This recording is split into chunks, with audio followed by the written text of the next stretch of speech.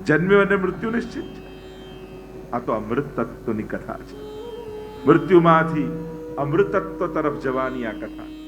અસ્તોમાં સદગમય તમસોમાં જ્યોતિર્ગમય મૃત્યુમાં અમૃતમ ગમય. એ ઉપનિષદના શબ્દોને યાદ કરીએ તો ભાગવતનો સાર આપણને મળે. અસતમાંથી સત તરફ જવું. જે નાશવંત છે એ બધું અસત છે, શાશ્વત છે એ જ સત છે.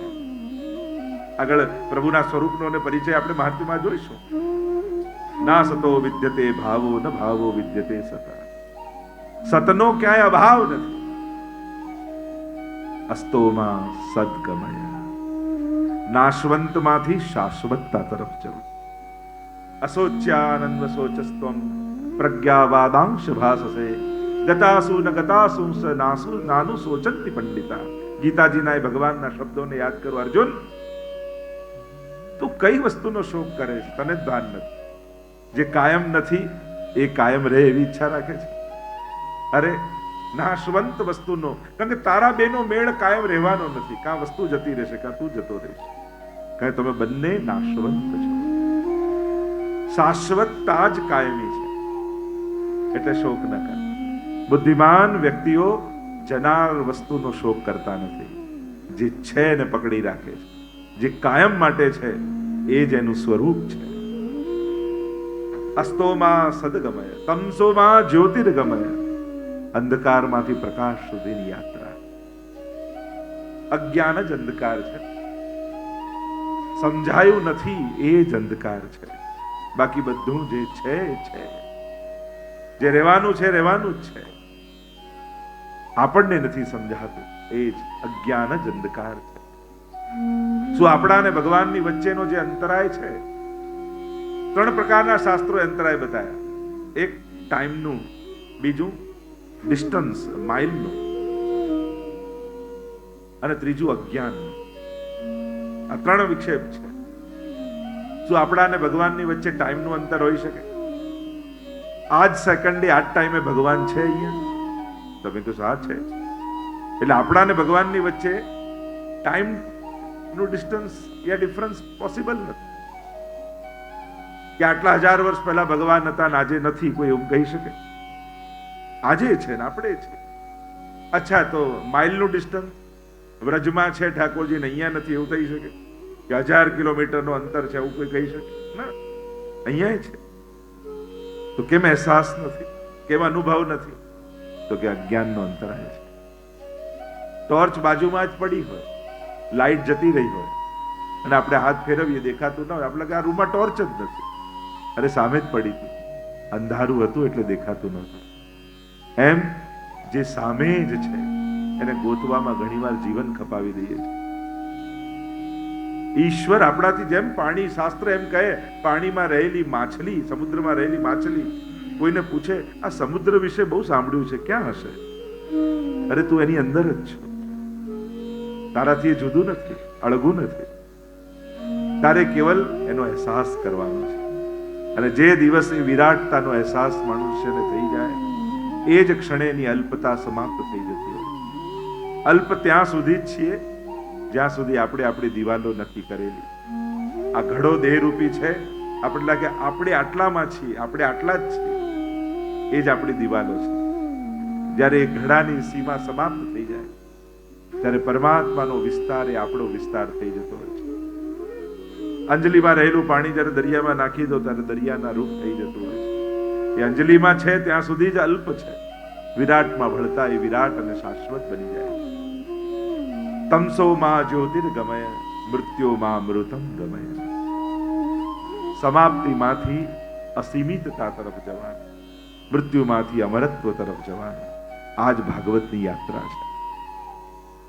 એ અમરત્વનો અહેસાસ કરાવે છે, શાશ્વતતાનો અહેસાસ કરાવે છે. એ જ એનું ચિરંજીવીપણું છે, એ જ એના અમૃતનું દાન છે. એટલે જ આને અમૃત કહ્યું છે. તવ કથામૃતમ અમૃતમ. કેવલ ચિરંજીવી બની જવું, શાશ્વત બની જવું, એ તો ઉલટાનો ભાર છે. પણ સંપૂર્ણ જીવીને જવું, એ જ જીવનની પૂર્ણતા છે. શ્રીમદ ભાગવતની આ સારની કથા એવી દિવ્ય કથા છે. અને શ્રીમદ ભાગવત એ સ્વયં વેદો અને ઉપનિષદનો સાર છે. નિગમ કલ્પ તરોર ગલિતમ ફલમ શુકમુખાદ અમૃત દ્રવ સંયુતમ પીબત ભાગવતમ રસમાલયમ મુહુરહો રસિકા ભુવિ ભાવુકા. વેદ રૂપી કલ્પ વૃક્ષ ઉપર લાગેલું આ ગલિત ફળ છે. ગલિત છે એટલે કે પીબત, અને પીઓ. અને ખાવાનું કે ઘણાના દાંત ન હોય, ઘણાને દાંતના દુખાવા હોય, ઘણાને ખાતા ન આવડતું હોય, દરેક વસ્તુ ખાઈ ન શકાય, પણ દાંત ન હોય એ પી તો શકે. સાધન નથી, અસમર્થતા છે, છતાંય આનું પાન. ભાગવત કથા તો એવી છે ને, ન સમજાતી હોય તોય ત્યાં જઈને બેસો. 2 શ્લોકો પણ કર્ણમાં પડે ને, એટલે શ્લોકાર્ધમ શ્લોકપાદમ બા, અડધોય શ્લોક કોઈ સાંભળી લે તો એને રાજસુ અને અશ્વમેઘ યજ્ઞના ફળ મળે છે. એવો ભાગવતનો પ્રભાવ છે. એટલે સંસ્કૃતમાં પારાયણ થતું હોય ને, ન સમજાતું હોય તોય જઈને બેસવું.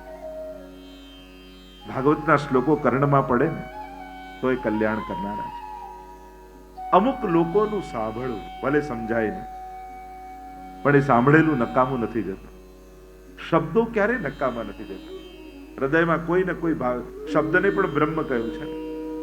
તમે અહીંયા બેઠા હો, બહુ સારા મૂડમાં આવો ને 2 શબ્દો હું તમને એવા કહી દઉં, તમારો આખો મૂડ ઓફ થઈ જાય, એવો ચહેરો પડી જાય, તમે ફીકા પડી જાય. 2 શબ્દો કહેવાય, અને 2 શબ્દો એવા કહી દઉં કે આમ ચહેરો ખીલી જાય. નાનકડા શબ્દો તમારા ઉપર કેટલા અસર કરે છે. આપણે એમ કેવું કે અમારા પર શું હોય, તો જે બોલાતું એ બોલાય ના, પણ અસર કરે છે. શબ્દો એમને નકામા નથી જતા. એમ ભાગવતના એક એક અક્ષર ભગવદ રૂપ છે, બ્રહ્મ રૂપ છે. તમારા ચિત્તમાં એ અસર કરે. હરિ ચિત્તમ સમાશ્રયે. ભાગવતના મહાત્મ્યમાં તો કહ્યું, સ્વયં ભગવાન ચિત્તમાં આવીને બિરાજી જાય છે, તમારા હૃદયમાં આવીને બિરાજી જાય છે. એવો ભાગવતનો પ્રભાવ બતાવે. તમે કોઈ અગ્નિ સળગતો એની પાસે જઈને બેસો તો ગરમાશ લાગવાની. તમે કોઈ બરફની પાસે જઈને બેસો તો ઠંડીનો અનુભવ થવાનો છે. તમારે ઠંડી માંગવાની જરૂર નથી, તાપ અગ્નિ પાસે ગરમી માંગવાની જરૂર નથી, એને હાથ લાંબો કરીને આપવાની જરૂર નથી, પણ એનો પ્રભાવ એવો છે કે એના પ્રભાવની અસર થાય. એમ શ્રીમદ ભાગવતમાં જઈને બેસશો ને, ખાલી તમારે મુક્તિ માંગવાની જરૂર નથી, તમારું કલ્યાણ માંગવાની જરૂર નથી, ભગવાન માંગવાની જરૂર નથી. ભાગવતનો પ્રભાવ એવો છે કે તમને ભાવથી ભરી દેશે. એનો પ્રભાવ એને આપવાની પણ જરૂર નથી. અમુક વસ્તુમાં કર્મ કે ક્રિયાની કે વ્યવહારની આવશ્યકતા નથી હોતી. એના પ્રભાવ હેઠળ આવો એટલે એની અસર તમારા ઉપર થાય. એમ જ ભાગવતમાં 7 દિવસ બેસો, 3 દિવસ બેસો, 1 ઘડી ગાઈને, 1 ઘડી આધી ઘડી આધી में पुनि आद तुलसी संगत साधु की कटे कोटि अपराध. તો આધીમાં આધી, અડધીમાં અડધી એટલે પાઘડી કહીએ ને. શોભાયાત્રામાં કેવા પાઘડી પહેરીને ફરતા હોય, આપણે મહેન્દ્રભાઈ સરસ પાઘડી પહેરી. તો આજ પાઘડી કથામાં બેસો ને એનું જ પ્રતીક પાઘડી છે કે ભલે અડધીમાં અડધી આ પાઘડી બેસી જાઓ તોય કથામાં કલ્યાણ કરનારું છે. એવા કથાનો આ પ્રભાવ છે. અને કથા કોઈ ને કોઈ પ્રકારથી જીવનમાં કોઈ ઘડીએ વિચાર કરો, અત્યારે તમે કથામાં ન હોત ને આ આયોજન ન થયું તો અત્યારે ક્યાં બેઠા હોત તમે? કેમ બધાને હસવા? હું તો એમ જ કે ક્યાંક સત્સંગમાં તો એવું જ માનતો હતો. શું કરતા હોત વિચાર કરો? આટલા બધા ભાઈઓ ક્યાં હોત તમે બધા? વિચાર કરો, જો ઠાકોરજી આપણી ક્ષણોને કેવી સુધારતા હોય. આ ન થયું હોત, આ ન હોત, આપણે ક્યાં હોત? શું કરતા હોત? વિચાર કર. એવું કંઈક કરતા હોત જેમાં આપણા આત્માનું કલ્યાણ થાય. ન જ હોત ને, તમે કન્ફર્મ છો ને બધા, શ્યોર છો ને બધા? તો જો ઠાકોરજીની કૃપા તમને સમજાવું છું. ઠાકોરજીએ તમારી પાસે આ 3 કલાક લઈ લીધા. આ 3 કલાક હું મારા નામે લખું છું, એમ 3 દિવસ માટે પોતાના નામે લખી દીધું. આ કેવું ઠાકોરજી કૃપા કરે છે. જો આ ન થયું તો આપણે અહીંયા ન હોત. આ ઠાકોરજીની કૃપા છે કે આ બધું થયું તો આપણે અહીંયા. એટલે ઘણીવાર સત્સંગના આયોજનો કરાવવા માટે પણ ઠાકોરજી એના ચિત્તમાં પ્રવેશતા હોય. ભગવાન કોઈના હૃદયમાં બિરાજી અને કેટલા લોકોના કલ્યાણના એ ક્ષણોને, એ લેખોને લખતા હોય છે ભગવાન. અને એટલા માટે હું તો ઘણીવાર એમ એ કહું કે કંકોત્રી તો ઘણાને મળે, પણ જેની જન્મોત્રીમાં કથા લખાઈ હોય ને એ જ કથામાં આવી શકે. બાકી કંકોત્રીઓ તો ઘણા સુધી પહોંચતી હોય. ઠાકોરજી આપણા ભાગ્યમાં લખે ને એ ક્ષણો, ત્યારે જ આપણે કે ભાગ્યથી વધારે કોને મળે? એટલે ભગવાને ભાગ્યમાં લખ્યું એટલે મળ્યું ને આપણને. બે પ્રકારનું ભાગ્ય હોય, એક કર્મથી પેદા થયેલું ભાગ્ય અને એક ઠાકોરજીના કૃપાથી મળેલું ભાગ્ય, જેને આપણે સૌભાગ્ય કહીએ. ભાગ્ય સૌભાગ્ય શ્રી યમને જો દે. આ રાધાજી રાધાષ્ટમીના દિવસે આપણા ભાગ્યમાં સત્સંગ ઠાકોરજીએ લખ્યો. તો આ કૃપા જ છે. તો આ વેદોનું ફળ નિગમ કલ્પતરોર ગલિતમ ફલમ એ શ્રીમદ ભાગવત છે. રસમાલયમ આલય છે. એટલે જ આપણે ત્યાં ભાગવતજીને ઔષધાલય કહ્યું, ન્યાયાલય કહ્યું, વિદ્યાલય કહ્યું, ગ્રંથાલય કહ્યું, રસમાલય કહ્યું. કેટલા આલયો ભાગવતજીમાં સમાયેલા છે. આ ઔષધિ પણ છે, અમૃત તો છે, પણ ભવૌ સદા છોત્ર મનોવિરામાત નિવૃત્ત તરશૈરુપગીયમાનાત. ભવૌષધિ કઈ છે? શરીર માટે તો ઘણી બધી દવાઓ લેતા રહી, પણ આ ભવરોગને દૂર કરવાની એક જ દવા છે, અને એ છે શ્રીમદ ભાગવત. ભગવત નામ એ જ છે. એ જ્યારે જીભ પર મૂકી દો છો ને ત્યારે ભવરોગ મટી જાય. આ ન્યાયાલય છે. જીવનમાં ઘણીવાર પાપ અને પુણ્યના ન્યાય કરવા એ આપણા વશમાં નથી હોતું. ભાગવત એનો ન્યાય કરે છે. આ ગ્રંથાલય છે. સમસ્ત ગ્રંથોનો સાર શ્રીમદ ભાગવતમાં છે. નિગમ કલ્પ તરોર ગલિતમ ફલમ વેદરૂપી વૃક્ષ, જેની ઉપનિષદો ને પુરાણ અનેક શાખા પ્રશાખા પત્રો, આ બધું જ વિરાટ ફેલાયેલું કલ્પરૂપ, અને એના ઉપર લાગેલું આ ગલિત ફળ. ભાગવત રસમાલય છે. સમસ્ત રસો એટલે તો પૂર્ણ પુરુષોત્તમની કથા છે ને, કે અહીંયા પ્રભુએ સમસ્ત રસો પ્રગટાવ્યા પોતાની લીલા દ્વારા. સમસ્ત રસોનું દાન પરમાત્માએ કર્યું છે. એટલે જ રસો વૈસીની કથા છે. રસો વૈસા, સમસ્ત રસો પ્રગટાવીને પૂર્ણ પુરુષોત્તમ હોય એ જ નવે નવ રસોનું દાન કરી શકે. એવા શ્રી કૃષ્ણની આ ગાથા છે. તો ભાગવતનો સાર આપણે 3 દિવસમાં પાન કરવાનો છે. શ્રીમદ ભાગવતના મહાત્મ્યની કથા પ્રારંભમાં વર્ણિત કરવામાં આવે. 2 પુરાણમાં વિશેષ રૂપે મહાત્મ્ય ગવાયું છે, એક સ્કંદ પુરાણ અને બીજું પદ્મ પુરાણમાં. 4 અધ્યાયમાં સ્કંદ પુરાણમાં કથા કહી છે, 6 અધ્યાયમાં પદ્મ પુરાણમાં કથા કહી છે. પ્રાય વિવેક એ છે, વ્યવહાર એ છે, ભાગવતજીનું મહાત્મ્ય જે પદ્મ પુરાણ અંતર્ગત છે એને વર્ણન કરવામાં આવે. 6 અધ્યાય એટલા માટે ભગવાનની કથા છે. ઐશ્વર્ય, વીર્ય, યશસ્વી, જ્ઞાન અને વૈરાગ્ય, આ 6 ભગ જેની અંદર હોય એને જ ભગવાન કહેવાય. અને આ ભગવાનની કથા છે એટલે 6 અધ્યાયમાં મહાત્મ્ય કહેવામાં આવે. મહાત્મ્યનું વર્ણન કરતા, કારણ કે મહાત્મ્ય એટલા માટે આવશ્યક છે કે આ કોણ છે, આ તત્વ શું છે, જ્યાં સુધી એને જાણશો નહીં ત્યાં સુધી એના માટે અહોભાવ મનમાં નહીં આવે. અને જેના માટે અહોભાવ નથી આવતો એની બહુ સાંભળતાય નથી તમે, એને બહુ જોતાય તમે. જેના માટે મહત્વ હોય મન એમાં જ હોય, અને મન ન હોય જેમાં મહાત્મ્ય ન હોય, જેનું મહત્વ ન હોય ત્યાં મને નથી હોતું. ઘણી વાર લોકો કહે અમારું ઠાકોરજીમાં મન નથી. એનો અર્થ શું થાય? તમારા માટે ભગવાનનું સંસાર કરતા વધારે મહત્વ નથી. મહત્વ હોત તો મન એમાં હોત. તમને કોઈ બહુ મોંઘો હીરો ખિસ્સામાં મૂકી દે અને કોઈ લગ્નની પાર્ટીમાં તમે હો, રિસેપ્શનમાં ગયા હો અને કહેજો કે 1 કરોડનો હીરો છો, સાચવજે ને પછી લઈ જઈશ. પછી તમારું મન પાર્ટી મારે. વાત કરતા કરતા એ વચ્ચે ખિસ્સામાં હાથ નાખીને ચેક કર્યા કરો, છે કે નહીં, છે કે નહીં, છે કે નહીં, છે કે નહીં. મહાપ્રભુજી કહે બસ આવું જ કરવાનું છે. તમને અનમોલ રત્ન હું ઠાકોરજી રૂપે ઘરે પધરાવી દઉં છું. એટલે સંસારના બધા કાર્યો કરતા કરતા થોડી થોડી ક્ષણે ચેક કરતા રહેજો, છે કે નહીં, છે કે નહીં? છે કે નહીં? બસ આટલું જ કરવાનું. ચેતસ્તત પ્રવણમ સેવા વ્યાવૃત્તોપી હરૌ ચિત્તમ. મહાપ્રભુજીના શબ્દોમાં કહું કે વ્યાવૃત્તિ કરો, ચિત્ત હરિમાં રાખ. કારણ કે તમારા માટે આ બધા કરતા મહત્વના ઠાકોરજી છે. અને જે દિવસે એને એ રીતે સ્વીકારી લેશો, સૌથી મહત્વનું, પછી દરેક ઘટનાઓમાં એને ચકાસતા રહેજો કે તમારી સાથે છે કે નહીં, સાથે છે કે પ્રભુ જોડે છે કે નહીં. સતત પ્રભુને સાથે રાખવા. એમ ભલે આપણે સેવા કરીને પઢાવી દઈએ, પણ એ ભાવાત્મા રૂપે તો સદાય તમારી સાથે હોય છે. એટલે જ મહત્વનું એ છે. અર્જુન અને દુર્યોધનનો મૂળ ફરક શું છે? એને સેના લઈ લીધી. અર્જુને એને કહ્યું કે હથિયાર હાથમાં નહીં લઉં, પણ એને ભરોસો છે ભગવાન સાથે હશે ને તો વિજય મારો જ થવાનો છે. હું એટલા માટે જ તમને ભગવાન સાથે રાખવાનું કહું છું, કારણ કે સદાય તમારો વિજય થાય જો ભગવાન સાથે હશે. બાકી સેનાઓ મળી, સામર્થ્ય લાગે, ટોળું લાગે, ઘણા બધા સહયોગી લાગે, પણ વિજય તો એનો જ હોય જેની સાથે ભગવાન હોય છે.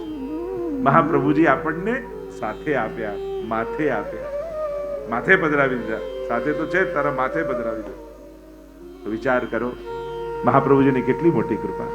સંસારમાં રહેતા રહેતા ચિત્ત હરિમાં વિક્રેતુ કામા કિલ ગોપ કન્યા મુરારી પાદાર્પિત ચિત્ત વૃત્તિ દધ્યાધિકમ મોહવશાદ ભોચર ગોવિંદ દામોદર માધવેતિ.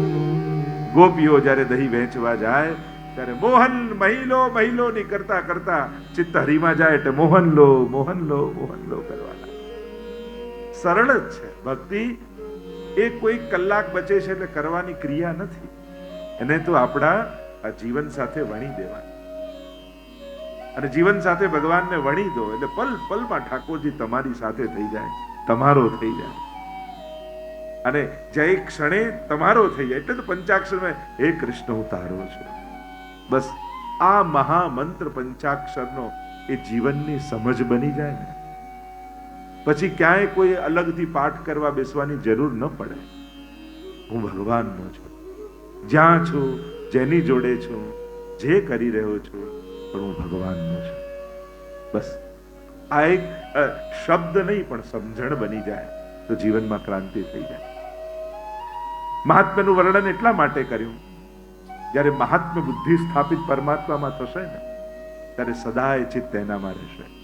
આવો મહાત્મ્યનો પ્રવેશ કરતા મંગલાચરણ જે વ્યાસજીએ કર્યું. અને આ એક શ્લોક એવો છે કે બધાએ મોઢે કરવા જેવો. બહુ સુંદર શ્લોક છે. ભગવાન કૃષ્ણને જેટલા સરળતાથી આમાં સમજાવી દીધા, 32 અક્ષરમાં 32 લક્ષણ વાળા શ્રી કૃષ્ણને સમજાવી દીધા કે આ કૃષ્ણ છે કોણ. અનુષ્ટુપ છંદમાં 8 અક્ષર હોય ને, 8 ચોક 32 લક્ષણ વાળા પરમાત્મા. અને વંદન કરતા મંગલાચરણ કરતા વ્યાસજી બોલ્યા સચ્ચિદાનંદ રૂપાય વિશ્વોત્પત્યાદિ હેતવે તાપત્રય વિનાશાય श्री कृष्णाय वयम. कितने सुंदर ढंग से प्रभु को समझाया. श्री कृष्णाय वयम नुमः. उस भगवान को वंदन करते हैं, उनकी स्तुति करते हैं. कौन श्री कृष्ण? सच्चिदानंद रूपाय, जो सच्चिदानंद रूप है. सत, चित और आनंद रूप. પ્રભુના સ્વરૂપ, સામર્થ્ય અને સ્વભાવ ત્રણેયને સમજાવી. આકૃતિ, પ્રકૃતિ અને કૃતિ ત્રણેયને સમજાવી. ત્રણ રીતે કેવા છે પરમાત્મા, કોણ છે પરમાત્મા? સતરૂપ છે, ચિદરૂપ છે અને આનંદ રૂપ છે, જે સર્વત્ર વ્યાપેલા છે. સર્વત્ર જેની સત્તા છે એ જેનો સત તત્વ છે, જે ચૈતન્ય રૂપે છે, જે જ્ઞાન રૂપે છે, એ જેનું ચિત્ત તત્વ છે. અને જે સર્વમાં આનંદ રૂપે વ્યાપેલો છે એ જ એનું આનંદ તત્વ છે. સુખ રૂપે નથી, આનંદ રૂપે છે. કારણ કે સુખ એ ક્યાંક ને ક્યાંક દુઃખનું જ સુંદર રૂપ છે. દુઃખ જ્યારે સારા કપડા પહેરીને આવે ત્યારે એને આપણે સુખ કહેતા હોઈએ. કારણ કે એક સુખની સાથે કેટલા દુઃખો આવે. એક ગાડી આવી તેમ આ ભટકાઈ ના જાય, કોઈ આમાં લીટો ના કરી જાય, આમાં સાચવવાને સર્વિસ કરાવવાની, આને સાચવીને રાખવું, આ કઈ કોઈ ચોરી ન જાય, કેટલા ભય લઈને એક સુખ આવતું હોય. એટલે એક સુખની સાથે કેટલા દુઃખો પણ ભેગા ભેગા આવતા હોય. ચહેરો સુખનો હોય છે પણ કતાર પાછળ તો દુઃખોની જ હોય છે. પણ આનંદ એવું તત્વ છે જે મૂળ પરમાત્માનું સ્વરૂપ છે, જેને પામ્યા પછી ગુમાવવાનો ભય નથી, જે કેટલા સમય સુધી રહેશે ને બીક નથી, જે શાશ્વત છે, જે અવિકૃત છે, જે અખંડ છે, એ જ આનંદ તત્વ છે, એ જ કૃષ્ણ છે. કૃષ્ણને આનંદ રૂપ જ કહ્યા. કૃષ્ણને પામ્યા એટલે આનંદને પામ્યા. તમે જ્યારે કોઈ ઉત્સવમાં આનંદ પામીને જાઓ છો, જ્યારે તમે કથામાં આનંદ પામીને જાઓ છો, એટલે કે તમે કૃષ્ણ પામીને જઈ રહ્યા. એને કૃષ્ણ રૂપ, કૃષ્ણનું જ બીજું નામ આનંદ છે, કૃષ્ણનું જ બીજું નામ રસ છે, કૃષ્ણનું જ બીજું નામ પ્રેમ છે. એવો આનંદ જેમાં કોઈ વિકાર ન હોય એ જ કૃષ્ણ છે. એવો પ્રેમ જેમાં કોઈ વિકાર ન હોય અને પ્રેમનું સુપ્રીમ પ્યોરિફાઈડ થયેલું સુંદર સ્વરૂપ એ જ કૃષ્ણ છે. કૃષ્ણ તત્વને જ્યારે તમે સમજો છો ત્યારે શાસ્ત્રોમાં અનેક નામોથી એને ઓળખાયો છે. એ આનંદ રૂપ છે. લઈને મળે સુખ, આપીને મળે આનંદ છે. દેહના અનુભવથી જે થાય સુખ અને આત્માના અનુભવથી થાય જે આનંદ છે. અમુક જીવનમાં મળેલા આનંદો આપણને લાગે આ દેહ સંબંધી નથી, આત્મા સંબંધી છે. કથામાં બેઠા બેઠા આપણે કાંઈ ન કરતા હોઈએ, સાંભળતા સાંભળતા પણ એ આનંદરૂપ પરમાત્મા કેવો આપણા હૃદયમાં પ્રવેશ કરી જાય. એમ લાગે કે પરમાત્માએ આ લાંબો હાથ કરીને મારા માથે હાથ મૂક્યો હોય, એવી હૂંફનો અહેસાસ કથામાં બેઠા પછી આપણને થાય. આ પ્રભુના પ્રભાવનો અહેસાસ, એ આનંદ રૂપ છે. એની પાસે બેસો તો એ આનંદનો અહેસાસ થાય. તમે શ્રીનાથજી દર્શન કરવા જાઓ ત્યારે સુખ મળે, આનંદ મળે એવી કોઈ સંજોગો હોતા નથી. ગરમી હોય, ધક્કા હોય, લાઈનો હોય, આટલા દૂરથી ગયા હોય, લોકો રાતના નીકળ્યા હોય, સવારે મંગળાના દર્શનમાં પહોંચ્યા હોય, એટલી ભીડ હોય, કોઈ સુખ મળે એવો કોઈ સંજોગો હોય? આપણી સુખની વ્યાખ્યા છે એમાંનું એકે સંજોગ છે. છતાંય એક સેકન્ડ માટે શ્રીનાથજીથી આંખ મળે ત્યારે કેવો આનંદ થાય. એ કયો આનંદ છે? શરીરને સુખની જે વ્યાખ્યા છે એમાંની કોઈ સુવિધા છે? એ આનંદ આત્માનો આનંદ હોય છે. જેનો અંશ છે એ અંશીના દર્શન કરીને આત્મા કેવો રાજી થાય છે. અને પાછા નક્કી કરે શ્રીનાથજી બાબા જલ્દી બોલાવજો પાછા. ત્યારે કોઈ શરત રાખે હું આવું ત્યારે કોઈ ના હોય, હું ના આવું ત્યારે બધું અનુકૂળ હોય, ત્યારે ભીડ ના હોય ત્યારે કોઈ આવી વિનંતી નથી કરતા. ગમે તેટલા ધક્કા શ્રીજીના દર્શન મળ્યા ને એનાથી મોટું બીજું શું હોય? આ જ છે સંકટની વચ્ચે પણ આનંદનો અહેસાસ. જ્યારે પરમાત્માને જોવાની, એને સાંભળવાની, એને પામવાની ઈચ્છા હોય છે ત્યારે સંસારમાં ગમે તેટલા વિપત્તિના સંજોગો હોય ત્યારે નાથદ્વારાને યાદ કરવા, તોય શ્રીનાથજીની ઝાંકી કરીને કેવો આનંદ આવે. એમ ભલે કે ગમે તેટલા સંકટ હોય પણ સવારે સેવામાં જઈએ ત્યારે એવો જ આનંદનો અહેસાસ થાય. કથામાં બેસીએ ત્યારે એવો જ આનંદનો અહેસાસ થાય. એનું સ્મરણ કરી લઈએ. જો આનંદની વિશેષતા એ જ છે. સુખ છે ને એકવાર ભોગ્યું પછી જ્યારે જ્યારે યાદ કરો ત્યારે એની માત્રા ઘટતી લાગે. લોકો ને કોઈ જોક્સ તમે પહેલી વાર સાંભળ્યા તો જોરથી હસવું આવે, બીજી વાર સાંભળો થોડું ઓછું હસવું આવે, ત્રીજી વાર સાંભળો તો એનાથી, પાંચમી વાર સાંભળો તો કે હવે આ મારી આગળ ના કહેતો, કંટાળી ગયો, પછી હસવું આવે. આ સુખનું, જે સુખને તમે સ્મરણ કરતા જાઓ એનો આનંદ ઘટતો જાય. પણ આનંદ 5 વર્ષ પહેલા શ્રીનાથજીના દર્શન થયા ને જે આનંદ થયો આજે ને યાદ કરો ને તો એવો જ આનંદ પાછો થાય. કેવો આનંદ આવ્યો. ગઈ વખતે કથા કરી એને યાદ કર્યો તરુણભાઈ ને, ગઈ વખતે આપણે અહીંયા બધા ભેગા થયા હતા અને આનંદ એને વાગોળ્યો પાછો આપણને થાય કે એવો જ આનંદ આપણને પાછો. તો એ આનંદ શાશ્વત રહે છે. અરે ઉલટાનું હોય એના કરતા પણ જ્યારે યાદ કરો ત્યારે વધારે આનંદ આવે. બોલો, વ્રજયાત્રામાં તમે ગયા હો અને ચારે બાજુ બધું વિપરીત હોય, ટાઈમસર જમવાનું ન મળે, બધી વ્યવસ્થા ન હોય, પાલમાં બધું ઠીક ના હોય, એમ થાય કે ચલો યાત્રા થઈ ગઈ, ઠાકોરજીની કૃપા, હવે બીજી વાર તો થાય ના થાય, હવે પાછા તો અવાસ નહીં, આવું બીજી વાર તો નહીં થાય. તો પાછા ગામમાં આવો અને લોકો મળવા આવે, વ્રજયાત્રા કરી આયા? હા કરી આયા. શું કરતા ત્યાં? થોડી વાત કરો. અરે સવારે ઉઠીને ચાલતા અને આમ જતા અને સ્નાન કરતા, બેઠકજીમાં જારી ભરતા, ના ઠાકોરજી કૃપા કરે ને તો ફરી એકવાર જવું છે. પાછા બોલતા બોલતા આવું કે અરે એટલો આનંદ આવ્યો, એટલો આનંદ આવ્યો. એ ટાઈમે ભલે શ્રમ પડતો હતો, એ ટાઈમે ભલે તમને એટલો આનંદ નતો આવતો, પણ જ્યારે એને વાગોળો છો ત્યારે ભોગવ્યો હોય એના કરતા વધારે આનંદનો અહેસાસ થાય.